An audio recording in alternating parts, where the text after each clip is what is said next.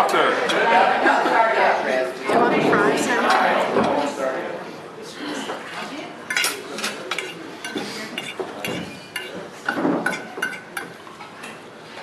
Okay.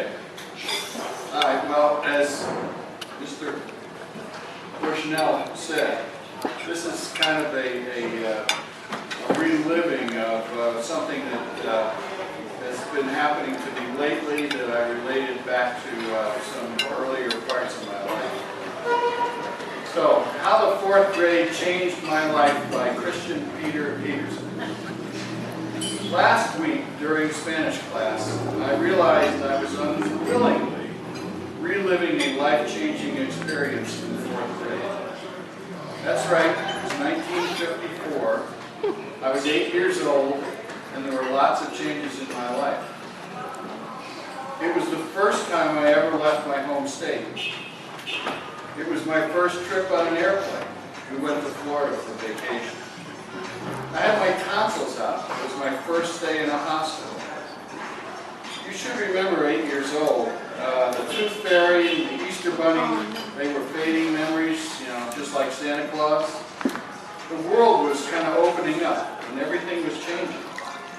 And then there was the thing that really changed my life. It was, yes, it was a thing. It was the accordion. My little town was growing, and the baby boomer children were straining the local school district's capabilities. Building new schools took time, so some of us were transferred to a neighboring town for a year while our new school was under construction. This was fourth grade. In addition to all the other changes, there were new kids, a new principal, and a new teacher, Mrs. Strockbine. Nancy Strockbine was a pleasant, middle-aged lady who defined the word frumpy. Her standard dress looked like a lumpy tent with some lace on it. Her hair was always pulled back in a bun, and it was so tight, I always thought that when she smiled, her skin might tear. She was a nice lady, and she maintained order with the threat of the principal's office, where we all knew the strap on her step. I never actually knew anyone who got the strap, but we were all sure it was there behind the principal's desk. And we all knew it could be used on us if we did something bad enough to warrant a trip to the office. It was fourth grade where I started having real trouble with math. We had moved on from addition and subtraction to fractions. And it got so bad, one day my mother got a phone call that summoned her to a dreaded parent-teacher conference. It wasn't my fault. Fractions and I just didn't get along. I was having a hard enough time with the whole concept, and my mother had to make an appointment to meet with Mrs. Strockbine.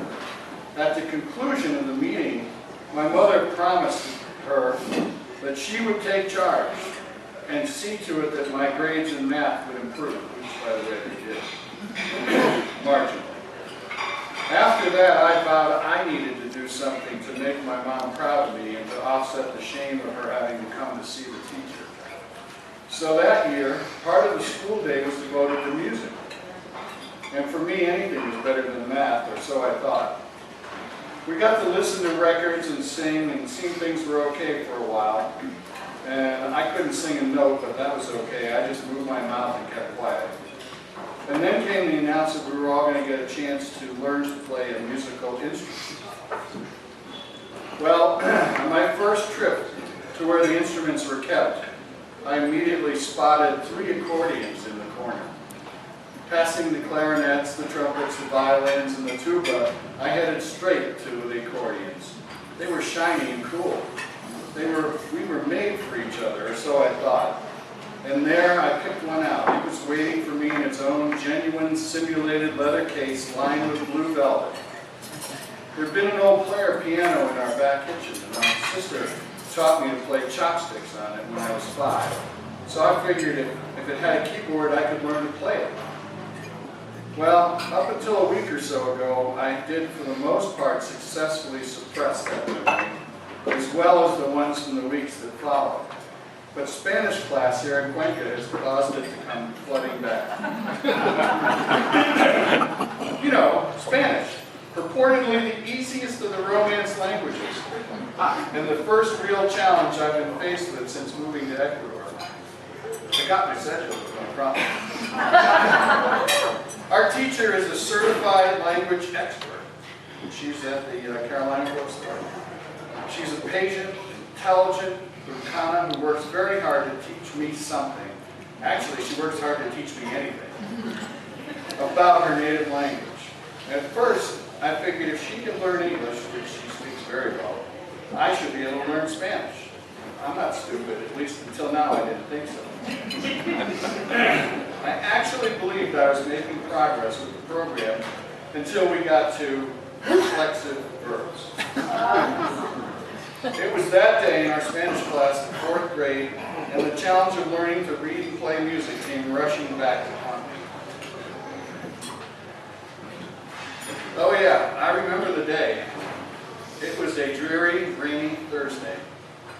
It was the day I picked up my accordion so I could take it home to practice. I should have sensed right then I was doomed, but I was just a kid. What did I know? I wasn't into omens and karma at that point. I remember thinking, playing the accordion would be easy, a piece of cake. And then slowly I realized you had to learn to read music in order to actually play the damn thing. You had to identify notes and translate that into pushing the right keys.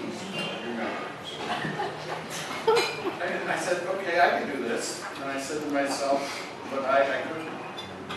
It didn't help that I was tone deaf and had no rhythm. I remember the shiny white keys and the black ones in between. I remember taking it out of the case and trying it out, expanding the bellows and making it groan. And that should have told me something. And then I noticed all the other stuff on it, like the bass buttons and on the other side of the bellows and the treble switches and all the other stuff.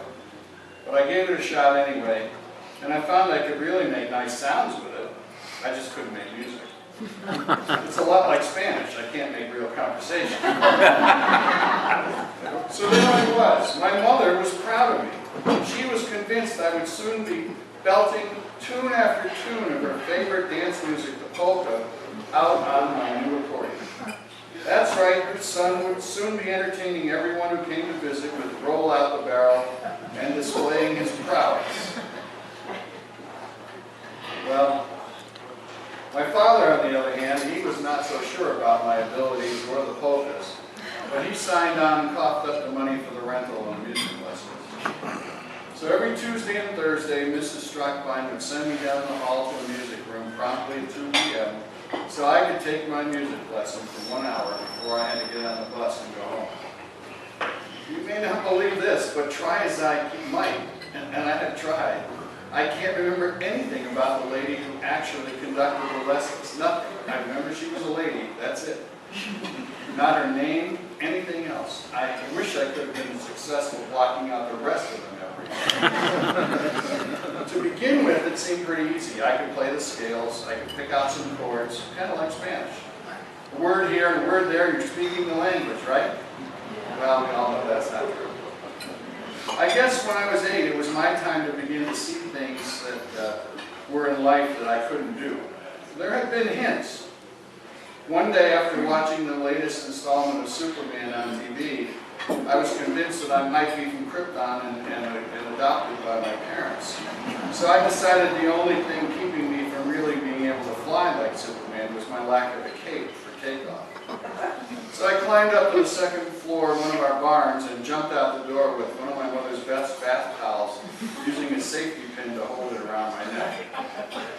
Well, that day I proved to myself I wasn't from Krypton, and I probably wasn't adopted, because I badly sprained my ankle on landing. And I also had a bad case of crushed pride. And the cape, the towel, and the takeoff, which had failed, did not fail to piss off my mother. Unlike that harmless fun, failing to learn to play music was a real disappointment to the important people in my life. My mother and father, not to mention me wanting to kill my sister, who by then was laughing every time I tried to play with her. There it was. I hit my first wall in life, and I didn't know how to deal with it. I was embarrassed to discover there was something in the world I couldn't do. Since then, there have been other things. I found beyond my abilities, like landing a plane on an aircraft carrier, but I thought I'd learn to deal with stuff like that. But I was wrong. So regarding Spanish, I am realizing the wisdom of an old cartoon character, Pogo, some of you may remember, who uttered the famous line, "We have met the enemy, and he is us."